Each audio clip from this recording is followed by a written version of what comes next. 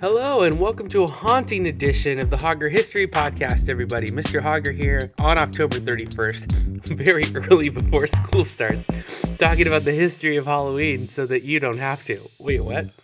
Remember, this podcast is for educational purposes only, so if you're not entertained, be forewarned.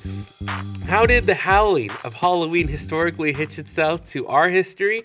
On the eve of All Souls Day, which at our school is going to be a Mass day, in the liturgical calendar of the church, in a week 500 years after Martin Luther posted his theses to the doors of the Schlosskirche, the Gaelic festival Sowin, it's spelled Samhain, widely observed in Ireland, Scotland, and the Isle of Man, was happening all around those islands, preparing cattle and the harvest for fall. This celebration, this preparing of the food that had been grown and storing it for the winter, may have been the origins of Halloween itself. These Celts, who were living 2,000 years ago in the area known as Ireland and the UK today, even parts of northern France, celebrated their new year on November 1st. So this was like New Year's Eve to them.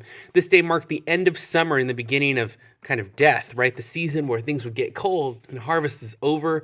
The dark, cold winter is coming. That's a Game of Thrones reference. And a time of year associated with end of life was being celebrated in kind of a festival. These Celts, they believed that the division between the living and the dead becomes smaller and smaller at this time of the year.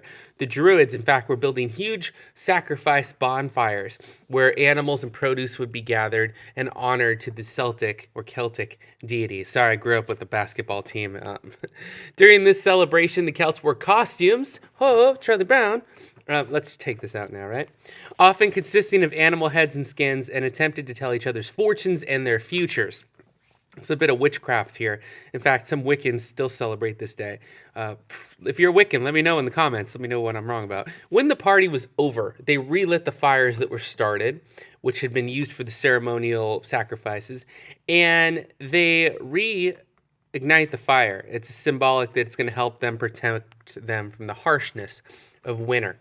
Now, here's where some more history comes in. The Romans, as you know, went and conquered most of Europe, and they expanded their empire so far into Celtic territory that over 400 years of them ruling and seeing over the Celtic lands, two Roman festivals combined with cultural diffusion, which we talk about in middle school all the time, with the traditional Celtic celebration of Sowin. And the first of these two Roman holidays, isn't that like a movie? That's like a Woody Allen, right? I haven't seen it. Maybe if you've seen and want to talk about Roman holiday, comment section. The first was Feralia, a day in late October when the Romans traditionally commemorated the passing of the dead. The second was a day to honor Pomona, the Roman goddess of fruit and trees. So see how these things come together. The harvest, the fruit, the grain, the season, the apple bobbing that's practiced today, all comes from this era. Pretty cool, right? Then the Christians come in about 800 years later. They spread their influence. Pope Boniface IV designated November 1st All Saints' Day to honor saints and martyrs. And it's widely believed today the Pope was attempting to replace these Celtic festivals, these pagan rituals, with Catholic traditions. And so history is all intertwined, isn't it? Religion, faith, culture, and older traditions all blend together. And today's tradition of trick-or-treating probably dates back to this All Souls Day parade in England. During this festival, poor citizens would beg for food, and families would give them pastries called soul cakes in return for the promise to pray for the family's dead relatives.